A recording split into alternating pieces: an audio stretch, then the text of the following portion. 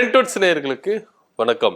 எடப்பாடி பழனிசாமி எங்க கூட்டணிக்கு வாங்க சார் அப்படின்னு சொல்லிட்டு ஒவ்வொரு கட்சியும் என்ன பண்ணாரு, கூப்பிட்டு பார்த்தாரு.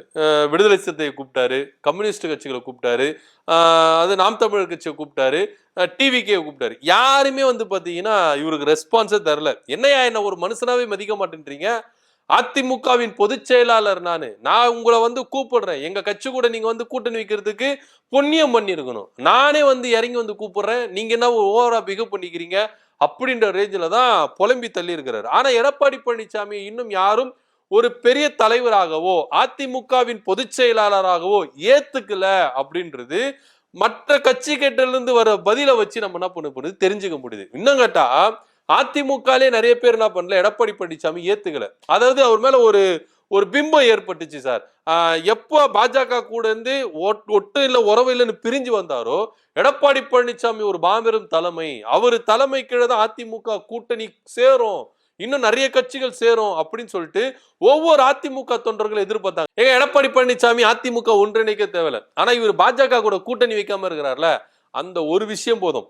2026 சட்டமன்ற தேர்தல நாங்க தான் தனித்து ஆட்சி அமைப்போம் அப்படின்னு பேசிட்டு வந்தாங்க. ஒவ்வொரு அதிமுக தொண்டர்களும், கடைநிலை தொண்டர்கள் எல்லாருமே அப்படிதான் பேசிட்டு வந்தாங்க. ஆனா எல்லாருடைய கனவுலையும் மண்ணவாரி கொட்டின மாதிரி எடப்பாடி பழனிசாமி பாஜக கூட போய் கூட்டணி வச்சிட்டாரு. இப்போ பாஜக கூட கூட்டணி வச்சது கூட ஒரு சிலர் என்ன பண்ணாங்க, அக்செப்ட் பண்ணிக்கிட்டாங்க. சரி ஓகே, பாஜக கூட கூட்டணி வச்சுக்கலாம். நாடாளுமன்ற தேர்தலில் ஒரு சில இடங்கள்ல பாஜக 2வது இடம் வந்தது. இப்போ அதிமுகவும் பாஜக சேர்ந்துச்சுன்னா ஒரு நிறைய இடத்துல வந்து அவங்களுக்கு வந்து என்ன பண்ணலாம், வாக்கு வங்கி சேரலாம் அப்படின்னு நினைச்சு ஒரு கனவுல இருந்தாங்க. ஆனா அந்த கனவுல மண்ணவாரி போட்டது பாஜக. கூட்டணி ஆட்சி தான் அப்படின்னு. இந்த கூட்டணி ஆட்சி அப்படின்னு விவகாரம் வரும்பொழுது அதிமுக இருக்கிற ஒவ்வொரு தொண்டர்களும் முதற்கொண்டு, நிர்வாகிகள் முதற்கொண்டு, தலைவர்கள் முதற்கொண்டு என்ன பண்ணாங்க, எல்லாம் அப்செட்ல போயிட்டாங்க. எதுக்குடா இப்ப நம்ம போயிட்டு பாஜக கூட கூட்டணி வச்சோம் அப்படின்ற ரேஞ்சில் யோசிக்க ஆரம்பிச்சிட்டாங்க.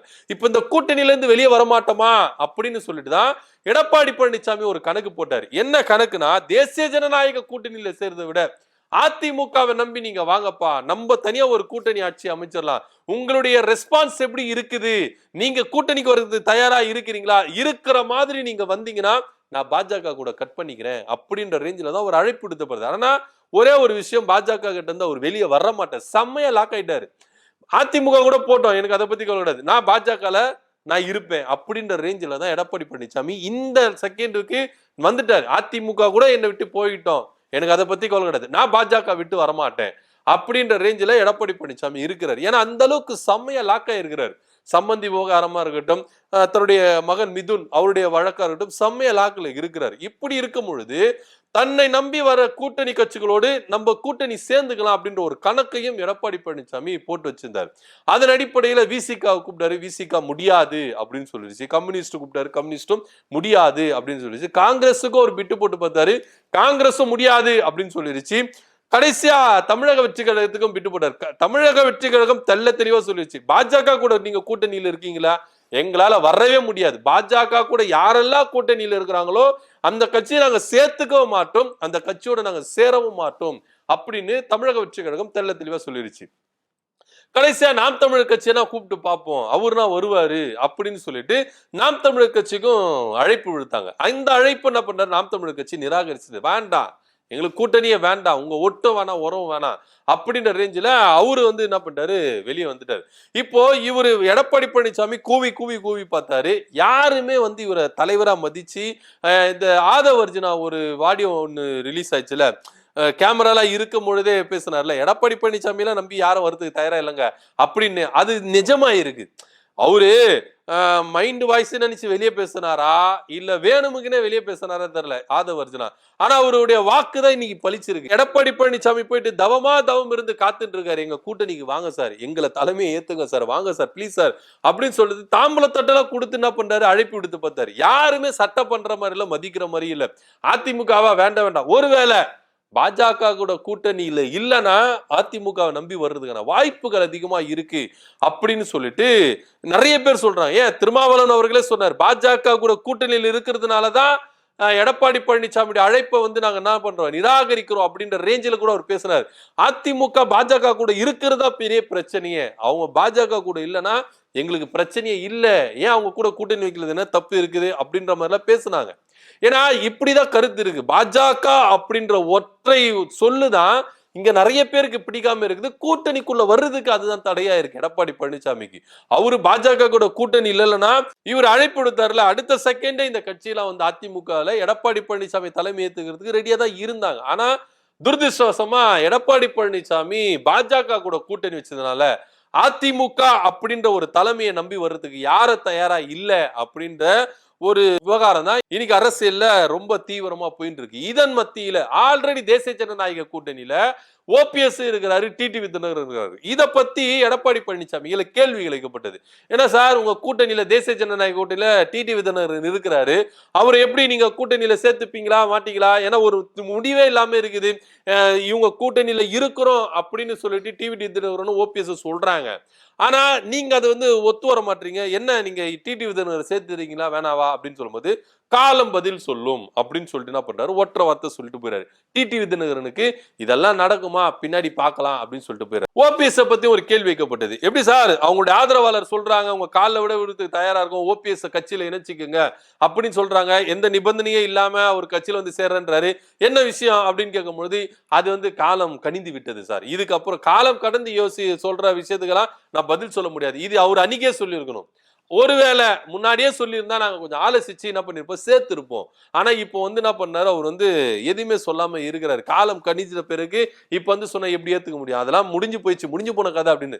சரி சார், நீங்க கட்சியில எல்லாம் சேர்த்துக்க வேண்டாம், கூட்டணியில எல்லாம் சேர்த்துப்பீங்களா அப்படின்னு கேட்கும்போது அவர் முதல்ல தனியா கட்சி ஆரம்பிக்கட்டும், அதுக்கப்புறம் கூட்டணியில சேர்த்துக்கலாமா வேண்டாமான்றத பிறகு யோசிப்போம் அப்படின்னு சொல்றாரு. இவர் கூட்டணியில சேர்த்துப்பாரா மாட்டாரா அப்படின்ற ஒரு தகவல் தான் ரொம்ப அரசல் புரசலா இருக்கு. ஏன்னா பாஜக கிட்ட இவர் கோரிக்கை வச்சார் உள்ள வரும்போது, பாஜக உள்ள வரும்போது இவங்களை கட்சியிலே சேர்த்துக்க மாட்டேன், கூட்டணியில சேர்த்துக்க கூடாது அப்படின்ற ஒரு நிபந்தனை வச்சுதான் தகவல் அரசல் புரசலா பேசப்பட்டிருக்கு. சோ இதன் மத்தியில எடப்பாடி பழனிசாமி அழைப்பு விடுத்துங்க எல்லாருமே என்ன பண்ணாங்க, கையை விரிச்சுட்டாங்க. இப்ப இவர் தேசிய ஜனநாயக கூட்டணியை நம்பிதான் தேர்தலை சந்திக்கணும். அதாவது டிடிவி தினகரன், ஓபிஎஸ் இவங்க எல்லாரையும் வச்சுதான் என்ன பண்ணணும், தேர்தலை சந்திக்கணும். இவரை நம்பி மற்ற எந்த கட்சியினரும் உள்ள வர்றதுக்கு தயாராகவே இல்லை அப்படின்றது தான் கலை யதார்த்தமா இருக்குது.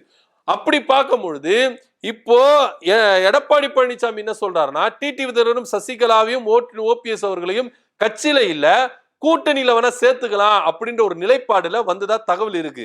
ஆனா இதற்கு டிடிவி தினகரனும் ஓபிஎஸும் சம்மதிப்பாங்களா அப்படின்னு தான் ஒரு புள்ளியில பார்க்க வேண்டியது இருக்கு. ஓபிஎஸ் அவர்கள் என்ன திட்டம் போடுகிறார் அப்படின்னா, நான் தனியா கட்சி ஆரம்பிக்கிறேன், கட்சி ஆரம்பிச்சு டிடிவி தினகரன், சசிகலா இன்னும் சில பல கட்சிகளை சேர்ந்து என் தலைமையில தேசிய ஜனநாயக கூட்டணி வரணும் அப்படின்னு சொல்லிட்டு அவர் ஆசைப்படுறதா தகவல் வந்திருக்கு. இது எடப்பாடி பழனிசாமி ஏத்துப்பாரா? ஏன்னா எடப்பாடி பழனிசாமிக்கு தென் மாவட்டங்கள்ல சரியா ரெஸ்பான்ஸ் இல்ல, ஆதரவு இல்ல, பெரும்பான்மை இல்ல அப்படின்றது நிதர்சனமான கலை யதார்த்தமா இருக்குது.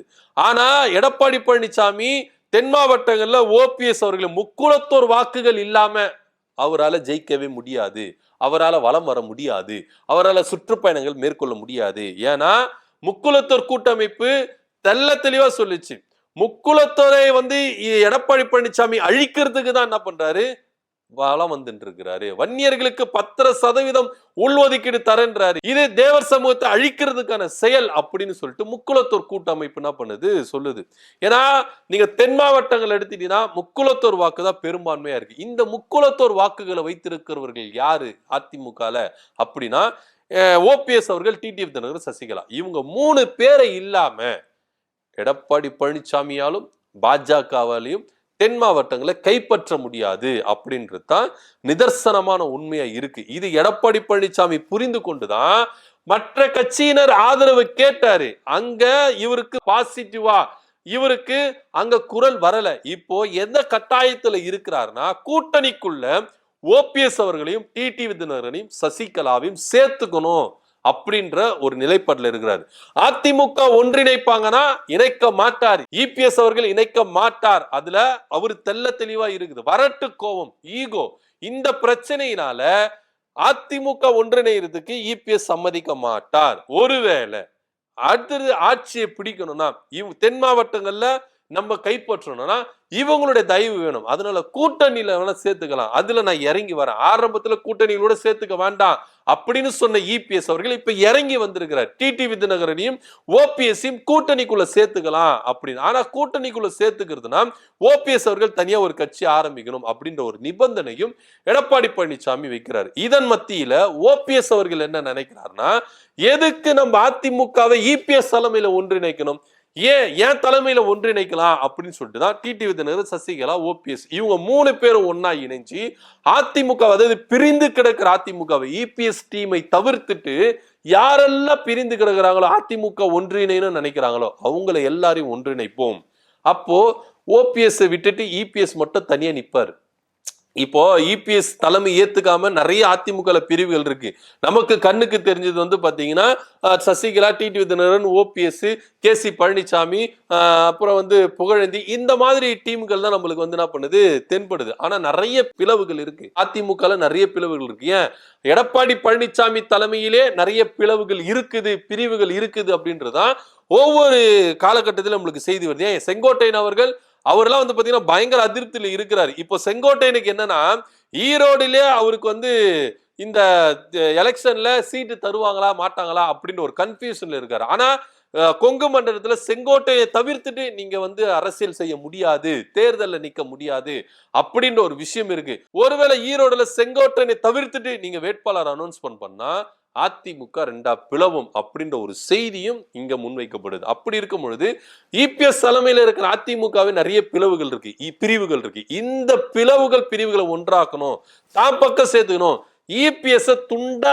தனியா கழட்டி விடணும் அப்படின்ற ஒரு ரேஞ்சில தான் ஓபிஎஸ் அவர்கள் என்ன பண்ணிருக்காரு, அதிரடியான முடிவெடுத்திருக்கிறதா தகவல் வந்திருக்கு. எதுக்குப்பா நம்ம போயிட்டு இபிஎஸ் தலைமையில ஒன்றிணைணும், ஓபிஎஸ் தலைமையில ஒன்றிணைஞ்சு நம்ம என்ன பண்ணலாம், ஒருங்கிணைந்த அதிமுக வந்து போராடலாம் அப்படின்னு சொல்லிட்டு தான் இப்போ சசிகலா அவர்கள், டிடி விதிநகரன், ஓபிஎஸ் இன்னும் மற்றும் பலர் எல்லாம் என்ன பண்றாங்க, ஒருங்கிணைக்கிறதுக்கான வேலைகளை பார்த்துட்டு இருக்காங்க. ஒருவேளை அப்படி ஒருங்கிணைஞ்சா திரும்பவும் எடப்பாடி பழனிசாமி பொதுச் செயலாளர் இருக்கிறார்களா, அந்த கேஸ் இன்னும் வீரியம் அடைஞ்சா இப்ப ஆல்ரெடி அதிருப்தியில இருக்கிறாங்களா, இபிஎஸ் டீம்ல அதிருப்தியில இருக்கிறாங்களா, பாஜக கூட கூட்டணி வச்சதுனால கூட்டணி ஆச்சுதான் அப்படின்றதுல அதிருப்தியில இருக்கிறாங்களா, இவங்க எல்லாருமே இந்த பக்கம் வர்றதுக்கான வாய்ப்புகள் இருக்கு. சசிகலா தலைமையை வைத்து நீங்க ஒன்றிணைந்தாலும் ஓகே, ஓபிஎஸ்ஐ தலைமை வைத்து நீங்கள் ஒன்றிணைந்தாலும் ஓகே, நாங்க சப்போர்ட் பண்றதுக்கு ரெடியா இருக்கிறோம் அப்படின்னு சொல்லிட்டுதான் இங்க இபிஎஸ் தலைமையில் இருக்கிற ஒரு சில மூத்த நிர்வாகிகள், மாவட்ட செயலாளர்கள், தொண்டர்கள் எல்லாரும் என்ன பண்றாங்க சொல்றாங்க. ஒருவேளை இது சாத்தியமாகுமா, ஏன்னா பாஜக இதை சாத்தியப்படுத்த விடுமா அப்படின்ற புள்ளியிலும் நம்ம பார்க்க வேண்டியது இருக்கு. பொறுத்திருந்து பார்க்கலாம் என்ன நடக்க போகுது அப்படின்றது. சோ இபிஎஸ் அவர்கள் மற்ற கட்சியினரை கூட்டணிக்கு வாங்கன்னு சொல்லி கூப்பிட்டாலும் அவங்க கைவிரித்துட்டாங்க. இப்போ டிடி விதிநகரனும் ஓபிஎஸ் சப்போர்ட் நம்மளுக்கு வேணும் அப்படின்னு இபிஎஸ் நினைக்கிறாரு. அதனாலே இவங்களை கூட்டணியில சேர்த்துக்கலாம் அப்படின்ற ஒரு முடிவில் வந்திருக்கிறாரு. இதை பத்தி உங்களோட கருத்து என்ன அப்படின்றத கீழே கமெண்ட் பண்ணுங்க. நன்றி, வணக்கம்.